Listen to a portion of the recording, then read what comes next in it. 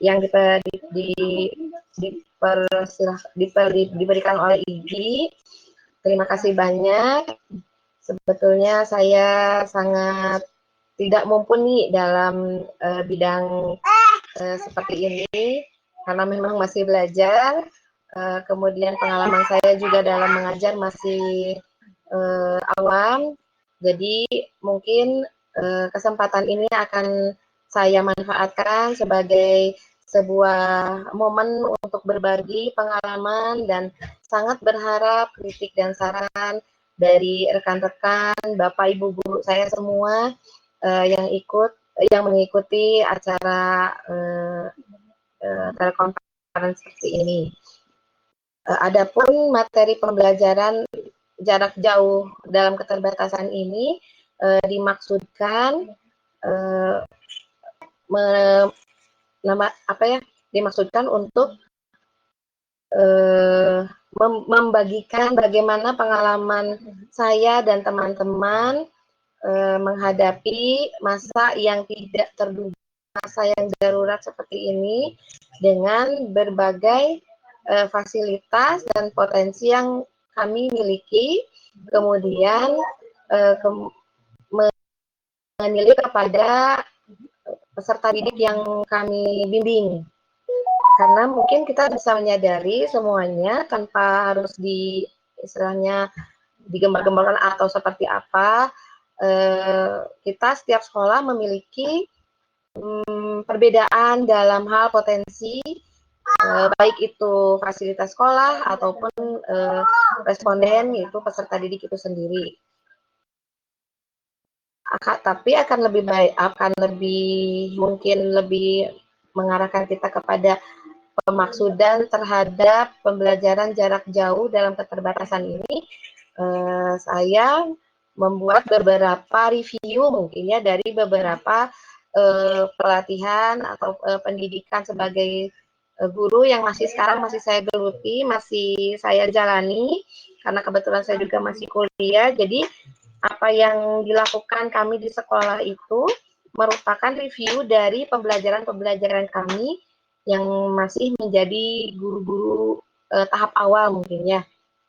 Nah, mungkin untuk Bapak Ibu guru yang sudah berpengalaman di bidang pendidikan, ini adalah hal-hal yang biasa, yang sering dilakukan dan dapat dengan cepat tanggap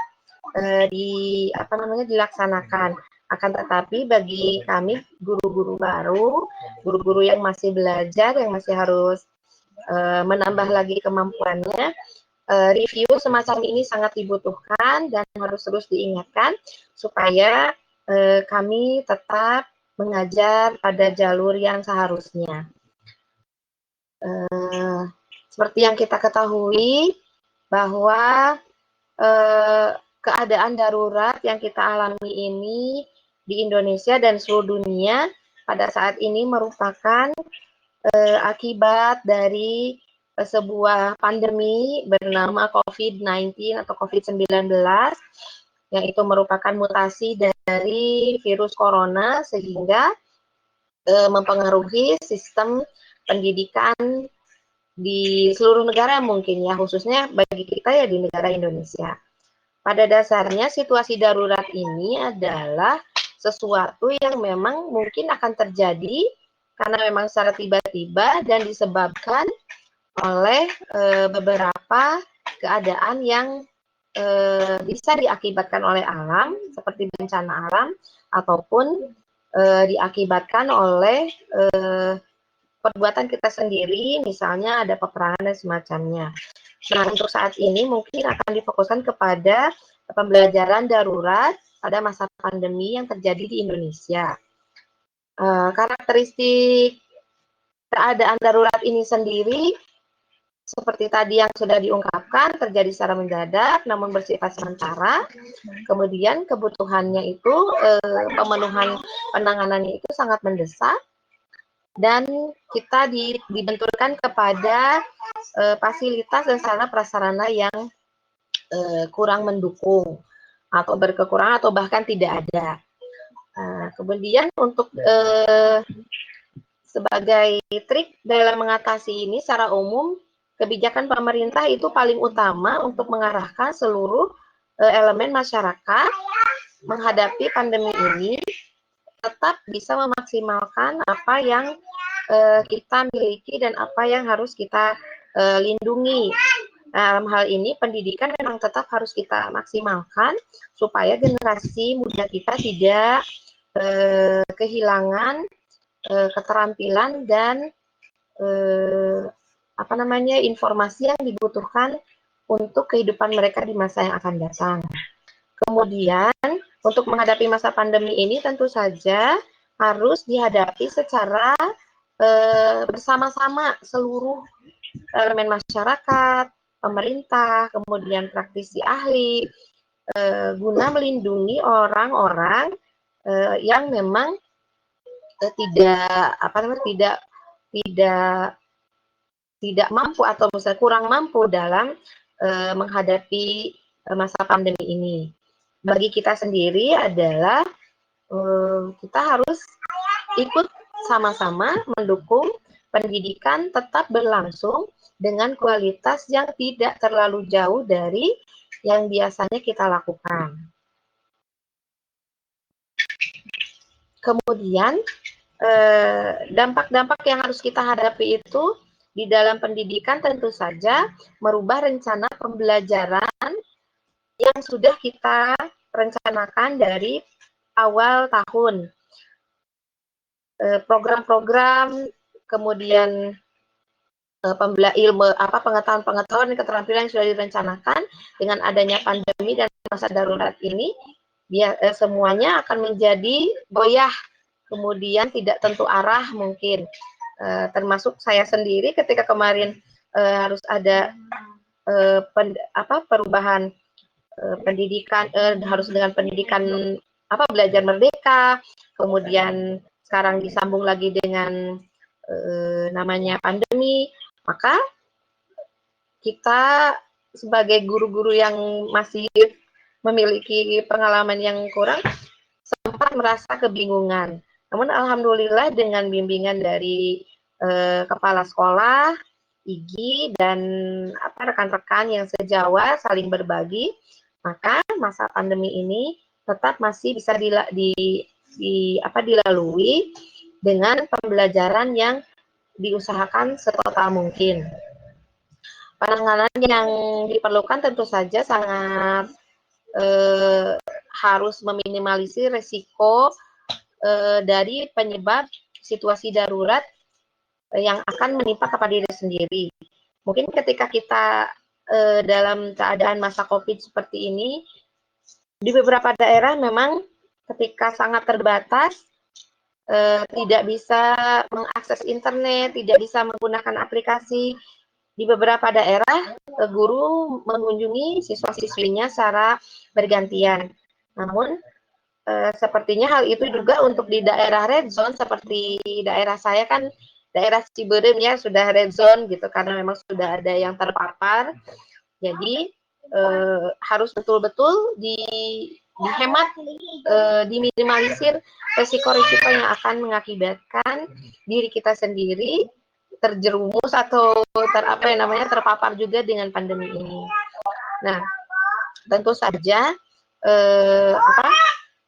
hal ini memang harus benar-benar dipersiapkan dan dipikirkan oleh kita sebagai guru sebelum melakukan tindakan kepada para siswanya yang memiliki keterbatasan, maka ya kita harus menganalisis terlebih dahulu apa yang harus kita bawa persiapan sebagai pembelajaran yang efektif dan efisien. Akan tetapi dengan kondisi yang berbeda dengan sekolah-sekolah lainnya. Seperti yang kita ketahui, kita sudah merencanakan semua ini SKL, SI, dan sebagainya sudah terencana dengan baik dari awal tahun, termasuk pembiayaan programnya, RPP, dan lain-lainnya. Maka ketika ada COVID-19 itu, ini semua akan menjadi hancur dan bukan hancur ya, menjadi berantakan dan tidak teratur gitu. kita sebagai guru awam memang cukup sulit juga untuk menghadapinya. Kemudian yang kami lakukan tetap mengatur kepada rencana pembelajaran yang terstandar yang sudah kami susun, terutama fokus kompetensi dasar yang harus diampu peserta didik. Jadi ketika kami menyusun instrumen atau kemudian menyusun soal-soal yang diberikan kepada aplikasi, dikirimkan kepada aplikasi itu, kita betul-betul meramu tidak sesuai dengan buku guru karena kebetulan mungkin ada beberapa yang memang tidak bisa mengakses buku guru ataupun juga tidak bisa menggunakan aplikasi-aplikasi seperti misalnya PDF dan sebagainya yang kita kirimkan via WhatsApp. Pada satu-satunya yang utama itu aplikasi kan WhatsApp, tapi ketika kita mengirimkan soal atau misalnya tugas, jadi betul-betul kembali pada kompetensi dasar yang harus dimiliki, kemudian diramu kembali menjadi sebuah pertanyaan atau instrumen yang mengintegrasikan beberapa kompetensi dasar yang ramuannya itu menjadi baru dibandingkan dengan yang ada pada buku guru. Dengan maksud untuk mencapai kompetensi dasar yang tadi diharapkan. Kemudian yang selanjutnya itu strateginya adalah mengatur teknis pembelajaran. Ketika kita menggunakan WhatsApp mungkin untuk soal-soal bisa sekaligus, tetapi untuk video call, untuk menggunakan Google Classroom dan sebagainya itu memerlukan teknis yang lebih khusus. Untuk itu saya sendiri mohon maaf karena memang untuk teknologi ini bisa disebut dengan gaptek, maka ya kami berusaha untuk mencari beberapa aplikasi yang untuk kami itu mudah. Kita juga punya data sebagai pelaksanaan pembelajaran seperti nilai bagi siswa yang masuk gitu dan mempermudah kami sehingga penggunaan Android atau yang lainnya anak-anak dan kita juga bisa diperingan sehingga keluhan mengenai memori, keluhan mengenai kuota itu bisa diminimalisir. Kendati pun mungkin sudah diperbolehkan ada kebijakan-kebijakan dari pemerintah, diperbolehkan pembiayaan yang di luar seperti biasanya, akan tetapi itu tidak akan mencukupi apalagi kalau siswanya memang banyak gitu. Jadi sehingga tetap saja meminimalisir penggunaan kuota dan sebagainya itu memori itu lebih lebih bijak ketika dilaksanakan sehingga tidak memberatkan kepada guru dan juga tidak memberatkan kepada siswa. Ya, oke. Nah, untuk beberapa siswa yang memang kami menemukan tetap ketika diberikan beberapa aplikasi yang mempermudah kami dan mempermudah anak-anak, tetap saja memang ada beberapa yang sangat terbatas siswa itu sehingga orang tuanya mengeluh tidak bisa mengerjakan tugas, tidak bisa belajar seperti biasanya. Ya alasannya seperti tadi mungkin untuk sekarang karena penggunaan kuota banyak, mungkin nggak ada kuota atau memorinya. Nah, untuk mengunjungi itu adalah saran-saran terakhir sehingga tidak harus langsung, tetapi tetap menggunakan sarana-sarana yang bisa bisa dilakukan dari jarak jauh, tetap menyenangkan dan anak tidak bosan. Kemudian soal-soal juga tidak terlalu banyak karena tadi sudah terintegrasi. Nah, inilah yang saya maksudkan, situasi yang lebih terbatas itu bisa saja dari kemampuan sekolah dan kemampuan masyarakat. Dari bidang ekonomi, misalnya kemampuan sekolah untuk menanggulangi ini semua mungkin sudah diatur ya, sudah di ini.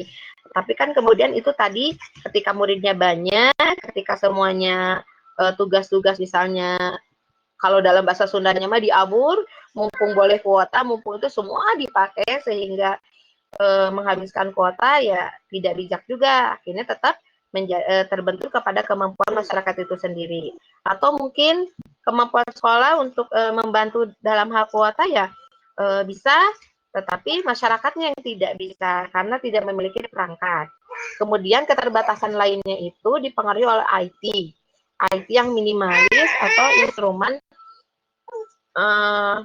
penilaian yang min-max ini minimalis, tapi harus maksimal menggait, gitu, istilahnya meraih beberapa kompetensi dasar yang harus diampu.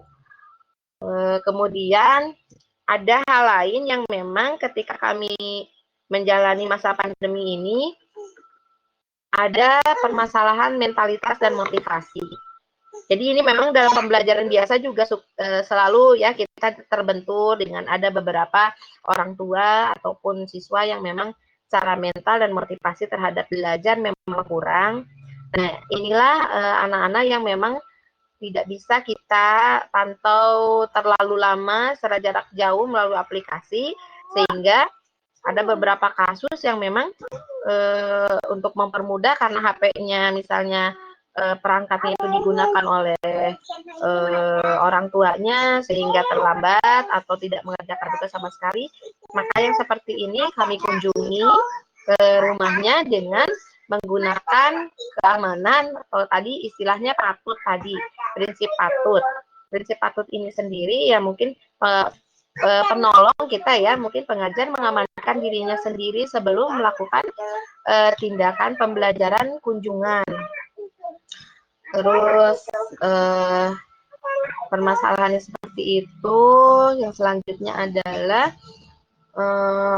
beberapa aplikasi yang pernah kami gunakan, yaitu dengan membuat Google Classroom. Ini penerapan yang kami lakukan setelah kami mengikuti pelatihan dari IGI kemarin. Kemudian WhatsApp yaitu untuk mengirim video dan foto. Dan ini adalah yang terbaru Quizzes. Ini juga sebenarnya dari teman-teman kuliah. Jadi kami sama-sama belajar, sama-sama berdiskusi bagaimana supaya tetap menarik dan merancang soal-soal instrumen. Tapi kami juga kan punya rekap nilai dan rekap anak-anak yang mengumpulkan. Mungkin ada aplikasi-aplikasi lain yang lebih hemat, yang kami belum ketahui, silahkan berbagi di sini. Untuk selanjutnya, nah yang dimaksud dengan instrumen penilaian minimal tapi maksimal itu misalnya memberikan beberapa KD sekaligus, tapi dengan mencantumkan 7 aktivitas yang kemarin kita dapatkan dari Bapak Rahmat Santana ya pada ikon kemarin, tanggal berapa ya saya lupa, tapi nah itu juga sebenarnya harus diperbaiki mungkin ya. Tetapi ini ada beberapa contoh soal yang dijadikan instrumen penilaian seperti ini misalnya untuk pembelajaran matematika kelas 4 semester 2. Buatlah tabel mengenai 5 aktivitasmu selama bulan Ramadan, kemudian buatlah grafiknya dengan cantik. Selanjutnya ceritakan informasi yang tertera pada grafik tersebut, minimal 3 informasi, menggunakan bahasa yang baik. Ini kan berarti kita sudah bisa menilai nilai sikap, matematika, bahasa Indonesia, kedisiplinan, dan sebagainya. Ini adalah sebagai hasil. Nah, ini hasil dari jawaban anak-anak yang tadi. Sebenarnya soal yang tadi ada yang kurangnya. Di sini ada 2 gambar grafik. Ini adalah perbaikan pertama. Melalui WhatsApp ini perbaikan. Kemudian ketika anaknya memang ternyata susah untuk dijelaskan secara voice note dan WhatsApp dan sebagainya, maka saya lakukan kunjungan hanya 10 menit waktu itu. Nah, ini jadi ada perbaikan yang lebih sempurna dan lebih tepat. karena ini kekeliruan dalam menggunakan membuat angka frekuensi dan jenis kegiatannya. Kemudian tidak ada deskripsi. Nah, ini adalah salah satu contoh instrumen yang kami usahakan tetap belajar, tidak terlalu banyak, tidak membebani, tetapi kita punya targetan pencapaian KD yang sesuai dengan yang direncanakan. Nah, ini sebenarnya ada foto-foto, cuman saya coba okay.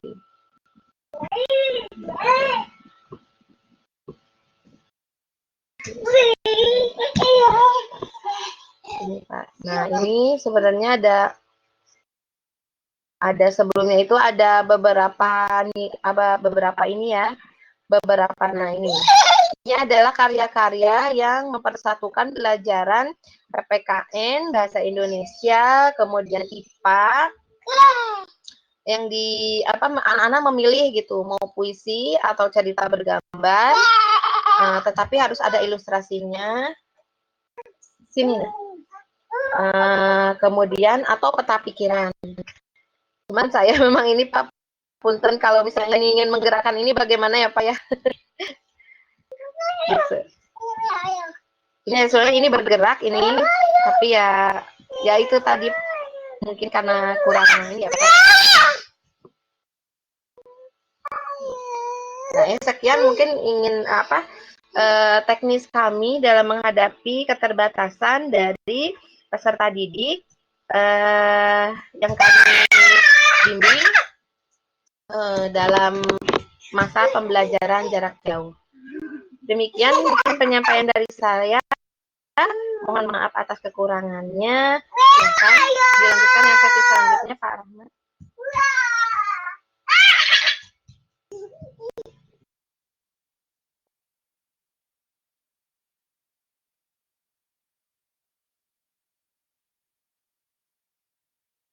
Ya, baik Bu Lala. Terima kasih ya. Sudah menyampaikan pengalaman dan tips juga ya, trik menghadapi peristiwa mendadak ini ya Bu ya. Peristiwa mendadak harus tiba-tiba kita mengajar secara online. Tentu ya siapapun guru yang biasanya harus bertatap muka, tiba-tiba karena ada wabah ini harus menyiapkan pembelajaran online. Dan apa yang disampaikan oleh Bu Lala barusan memberikan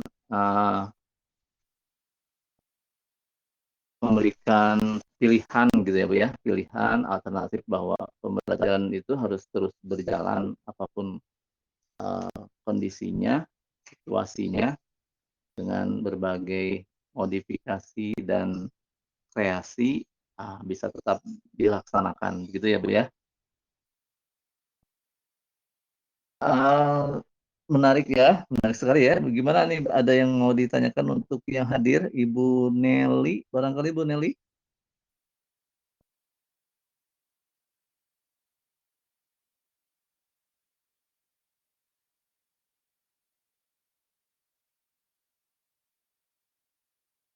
Tadi Bu Lala menyampaikan, Bu Lala itu ada kunjungan juga ya Bu? Iya betul Pak, saya melakukan kunjungan, tapi bagi ketika kemarin menggunakan Google Classroom nih pada tidak bisa kan ya Pak ya? Iya. Yeah. Nah itu jadi dikunjungi ke rumah-rumahnya untuk istilahnya kan sudah dilakukan nih Pak voice call.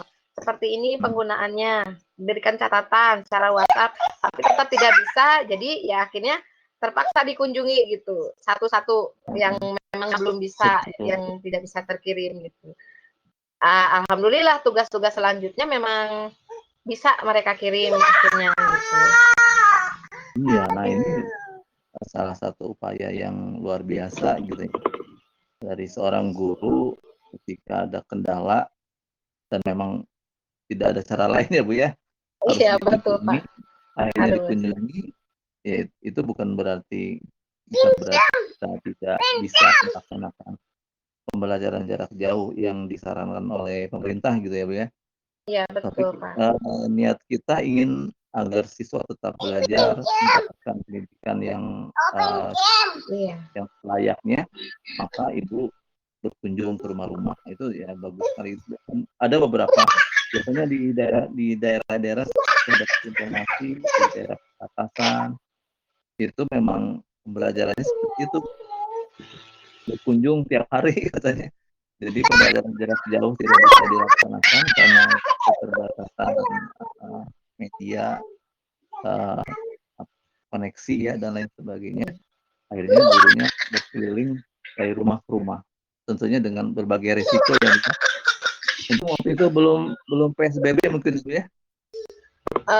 Kita itu dari udah lama juga Pak, karena kan di Ciberem ada itu yang klaster dari Lembang itu. Ya itu kan jadi dari situ sudah mulai kita itu sudah lama jadi red zone-nya itu Pak. Jadi ya kayaknya kalau tidak red zone ya mungkin tidak terlalu was-was Pak. Ini yang takutnya nanti kalau kita bawa ke rumah itu Pak kan secara tidak sengaja ya kita tidak tahu gitu. Iya betul Bu. Iya, jadi seupaya mungkin tidak itu sih Pak, tidak kunjungan. Cuman ketika yang tadi yang membuat grafik itu juga kan tidak bisa. Menggunakan aplikasi bisa, support handphonenya juga iya. Tapi mungkin anaknya kurang apa ya, kurang memahami kalau pakai apa istilahnya video call atau gimana gitu, kurang memahami. Jadi harus betul-betul berhadapan, maka ya dikunjungilah. Paling lama juga 10 menit, tapi betul-betul kita harus ambil gelombang alpanya itu gitu ya Pak ya. Jadi anak betul-betul harus konsentrasi, kita juga harus serius. Sekali tembak kena gitu istilahnya. Iya. Itu berapa kali Bu kunjungannya Bu? Sekali aja Pak. Yang untuk grafik itu sekali. Jadi diusahakan sih sebenarnya berarti hikmahnya dari sini itu Pak, dari pembelajaran jarak jauh itu sebenarnya mungkin saya lebih menilai ternyata mungkin kita sebenarnya bisa seperti ini gitu di hari-hari biasa, sehingga waktu-waktu yang kita susun untuk yang lainnya misalnya dari 6 hari itu bisa menjadi 3 hari gitu, efektif 3 hari efektif. Yang lainnya itu bisa digunakan benar-benar untuk eksplorasi yang benar-benar maksudnya benar-benar dieksplor gitu, yang tidak dari biasanya sebenarnya, atau bukan remedial lagi tapi betul-betul pengayaan yang 3 hari itu. Jadi dari sini sebenarnya ada hikmahnya juga Pak.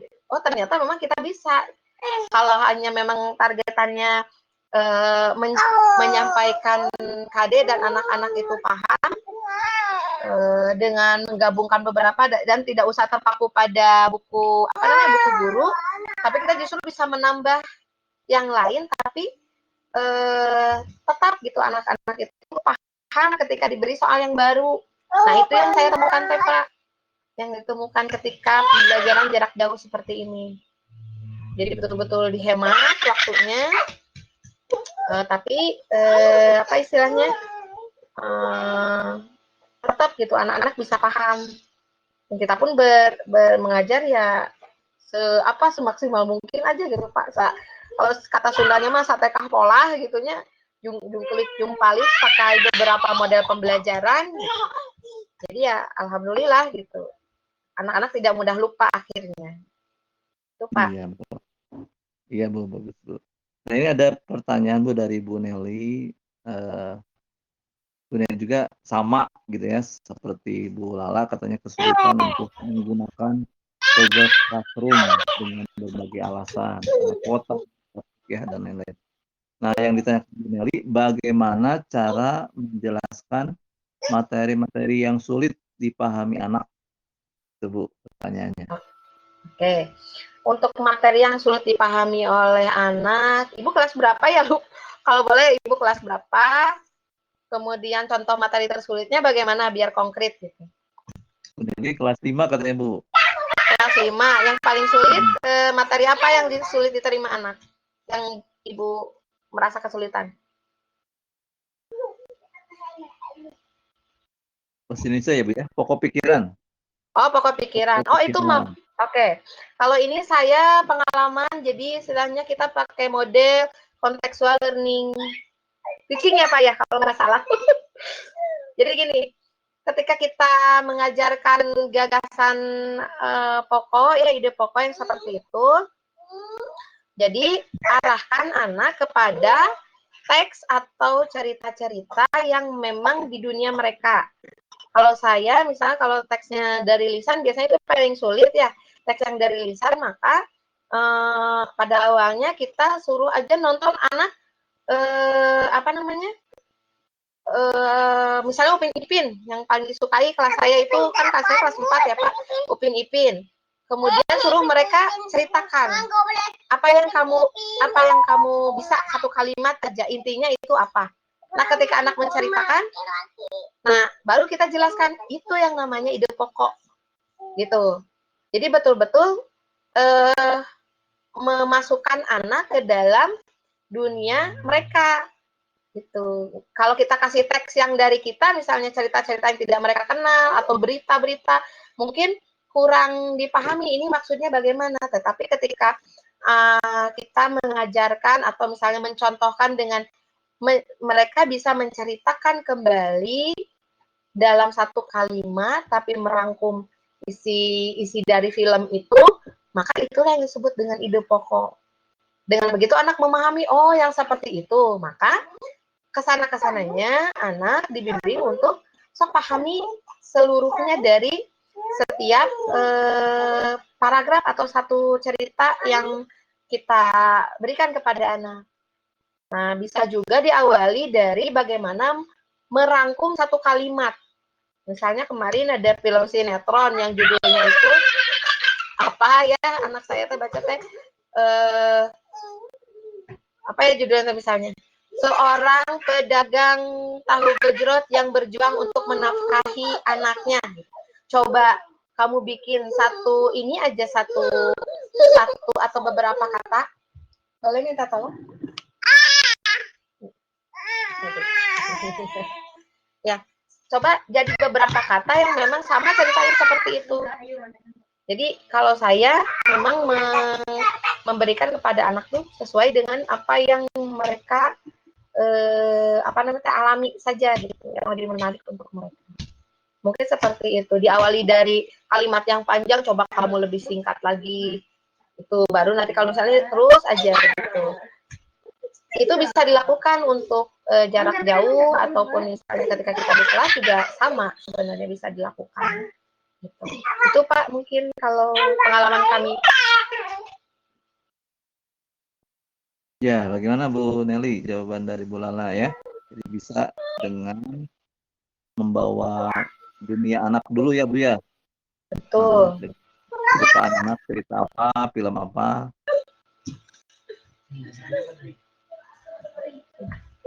Ya, ini lanjutan dari Bu Nelly, Bu Lala. Kalau untuk PJJ, jadi lebih baik memberikan materi secara parsial. Ya, betul Bu, Jul? Oh, kalau ya begitu. Sudah Pak? Iya, jadi maksudnya kalau untuk pembelajaran jarak jauh, materinya harus parsial. Oh tidak. Terpisah-pisah gitu. Oh tidak, kalau saya dan teman-teman itu masih tetap tematik, masih Tematik ya tetap. Bu. Ya, jadi tadi kalau yang di PPT sederhana saya tadi ada istilahnya kalau kami itu bikin minimal tapi maksimal, gitu. Minimal maksimal teh materinya itu seperti kemarin kita kan ada tugas ya Bu ya, harus selalu belajar tentang COVID, sehingga ketika dipisahkan ada juga ini beberapa yang memberikan soal misalnya sampai 20 apa itu COVID, bagaimana cara menangani dan sebagainya seperti itu. Tapi kita merasa terbebani juga kalau misalnya kita harus memisahkan antara materi COVID ini dengan harus mencari lagi materi yang lain, latihan yang lain untuk bahasa Indonesia, IPA dan sebagainya. Nah, di sini kejelian kita untuk bagaimana mengintegrasikan dari dari isu COVID itu sendiri. Jadi kalau sekarang kan lagi isu COVID nih, semua aja hubungkan dengan COVID, pasti ada ilmu pengetahuannya. Kalau misalnya tentang IPA-nya di kelas 5 tentang bagaimana pertumbuhan enzim dan sebagainya gitu ya, itu kan bisa berhubungan dengan virus COVID-nya, sehingga mereka bisa nyari bisa nyari di Google, atau kan sebenarnya mereka bisa ya kalau untuk mencari seperti games yang kayak gitu kan bisa gitu. Nah ini kan kita minta cuma sedikit cari informasi tentang COVID, tapi berhubungan dengan materi yang kita harus ajarkan seperti tadi tentang COVID sendiri, misalnya data tentang data nih 4. Berapa nih data di Jawa Barat kalau tentang statistik, tetap COVID-nya kita angkat, kemudian matematikanya kita masukkan. Nah, dari situ ada pertanyaan-pertanyaan tambahan, ada materi tambahan bagaimana seharusnya kita menyeimbangkan antara hak dan kewajiban di masa COVID ini. Jadi sebenarnya bisa Pak bisa ditematikan gitu. Tapi yang jelas ya kita harus tahu dulu KD-KD yang memang yang mau kita sandingkan dengan dengan COVID yang tadi itu gitu. Sebenarnya kalau tidak parsial juga bisa. Ya memang nggak perlu kerja keras sebenarnya kalau kita sudah terbiasa. Biasanya kalau ibu-ibu mah, maksudnya kalau kita ya Bu ya, kan suka bisa menghubung-hubungkan apapun gitu dengan apapun, bisa dihubung-hubungkan. Nah sebenarnya trik seperti itulah yang harusnya kita salurkan ke sini, ke dalam mengajar tematik gitu. Ketika harus ada isu ini, KD-KD itu sebenarnya bisa untuk disambung-sambungkan. Salah satunya tadi contohnya tentang COVID. Jadi matematikanya bisa disambungkan ke situ, hak dan kewajibannya bisa. Kemudian IPA untuk kelas 1 misalnya. Untuk kelas 1 IPA-nya bisa bagaimana cara membersihkan tubuh gitu kan. Untuk kelas 5 bagaimana proses perubahan atau dari penyebaran pertama sampai tadi itu kan sebenarnya perubahan dari virusnya itu berkembangnya seperti apa, berkembang biaknya seperti apa. Memang mungkin tidak langsung kepada hewan atau misalnya tumbuhan yang ditugaskan di dalam pelajaran IPA di kelas 5 ya. Tapi kan itu justru lebih mengembangkan sehingga lebih membuat anak-anak itu lebih penasaran harusnya.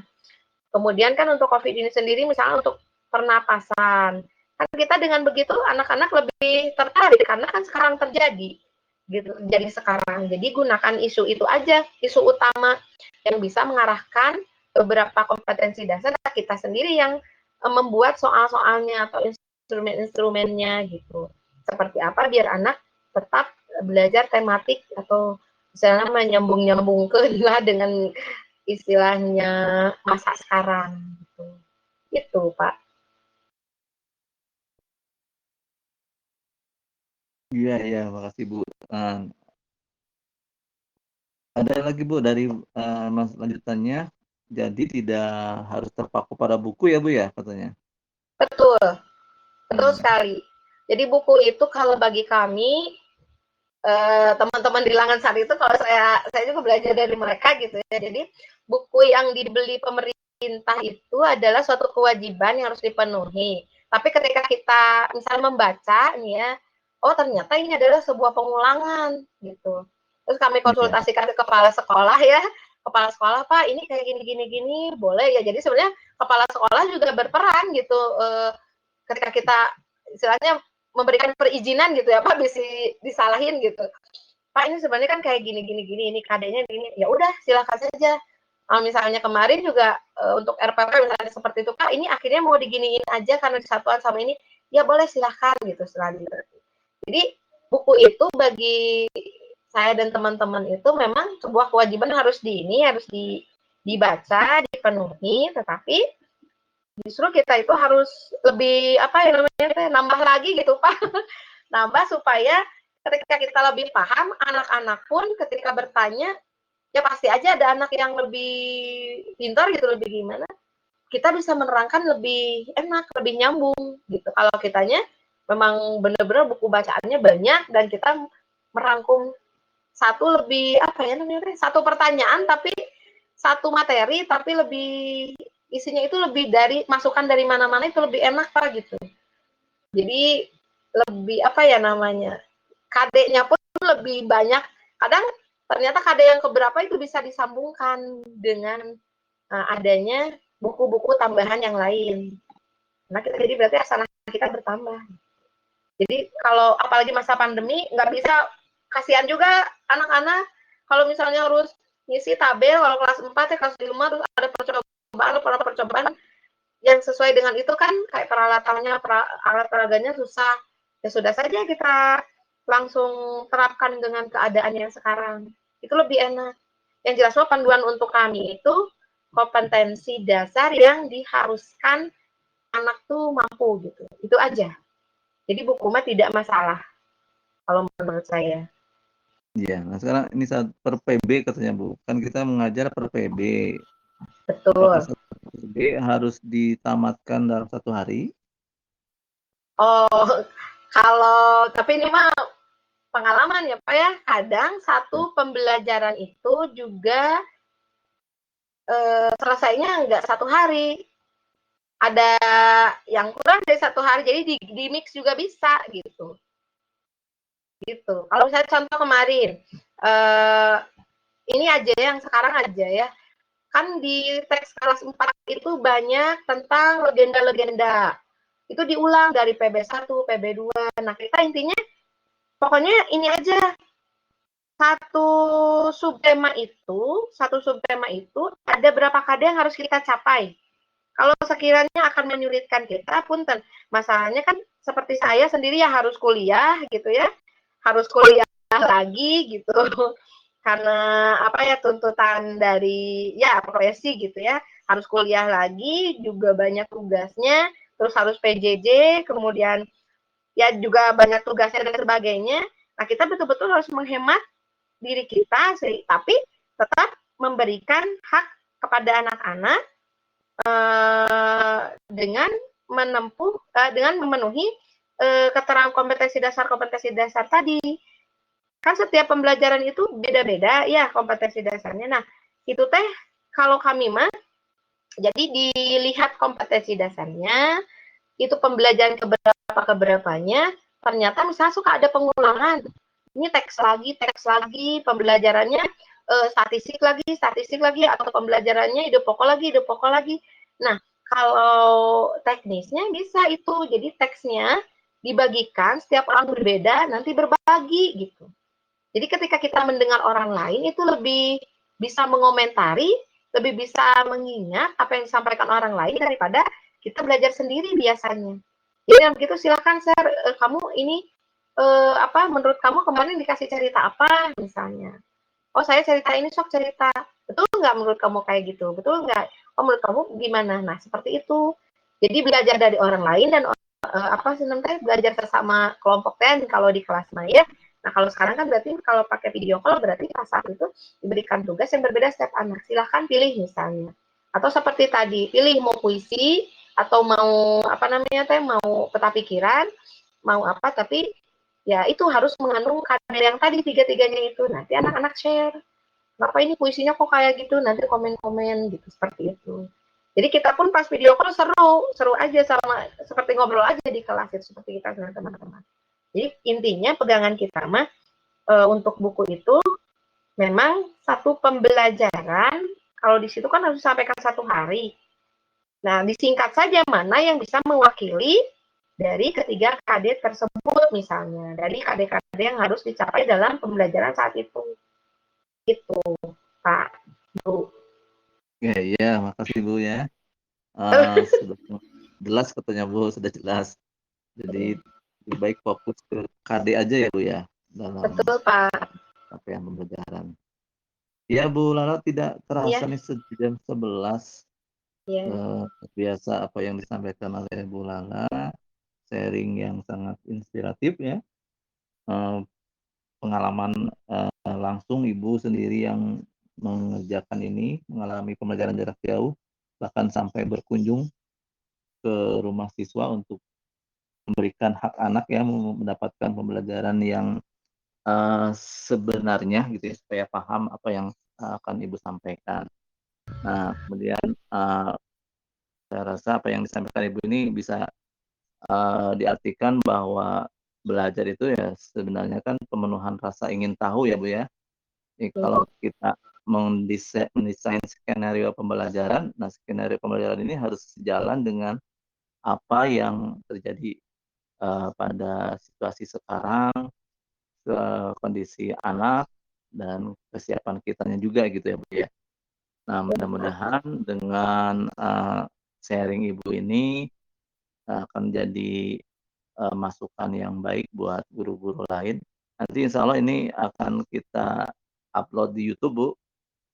Kemudian saya sharingkan juga ke Pak Yudi ya. Ibu tahu Pak Yudi? Pak Yudi yang mana, Pak? Pak Yudi itu Kabid GTK Bu. Aduh, Kabid Bapak, saya GTK kurang gaul. Ya nanti biar kenal Ibu sama Pak Yudi. Oh, iya, Pak. Juga sama Pak Hendra juga ya, Pak Kadis. Bisa jadi apa mungkin informasi bagaimana pelaksanaan pembelajaran jarak jauh di SD Langansari ya, khususnya yang dilaksanakan oleh Ibu Lala. Terima kasih banyak Bu Lala ya. Sama-sama, Pak. Terima kasih sudah Ya. diberikan Masih kesempatan masih untuk mengajar Bu? belajar. Kenapa, Pak? Masih mengajar sekarang? Hari ini kan hari Sabtu ya, Pak ya? Iya, Hari maksudnya Sabtu itu, bukan hari ini. Hari oh, biasanya masih ya, masih ada pembelajaran. masih, Pak. Masih ada. 1 minggu lagi mungkin ya, Pak ya? 1 minggu lagi ya masih ada ya. Rapot gimana sudah selesai rapot? Rapot mulai dicicil-cicil, Pak. Tinggal ulangan yang terakhir, Pak. Yang apa? UKK? Ya, Ya, tinggal itu. ulangan ada ya Bu ya? Ada, Pak. Kemarin itu mau direncanakan ulangan, tapi ya mungkin formatnya tidak tahu nih, belum ada ini lagi dari kepala sekolah. Belum tahu pakai apa gitu ya Bu ya nanti Ya, ya. kalau kemarin saya ulangan tema 8 itu pakai kuisis yang tadi, Pak. Krisis ya. Ya, Atau yang sederhana bisa pakai Google Form juga Bu. iya, iya bisa. Cuman Gimana? Enak ingin aja. ingin mencoba aja, Pak. Ya Ingin begitu. mencoba, bener nggak seru gitu. Iya. Oke, terima kasih Bu Lala, terima kasih Ya, juga sama-sama, Pak. Bu Nelly ya, tadi yang sudah banyak bertanya sekali. Mudah-mudahan bermanfaat Ya, buat kita semua. Kita tutup dengan hamdalah bersama-sama ya. Alhamdulillahirrahmanirrahim. alhamdulillah. Ya, Assalamualaikum warahmatullahi wabarakatuh. Waalaikumsalam warahmatullahi wabarakatuh.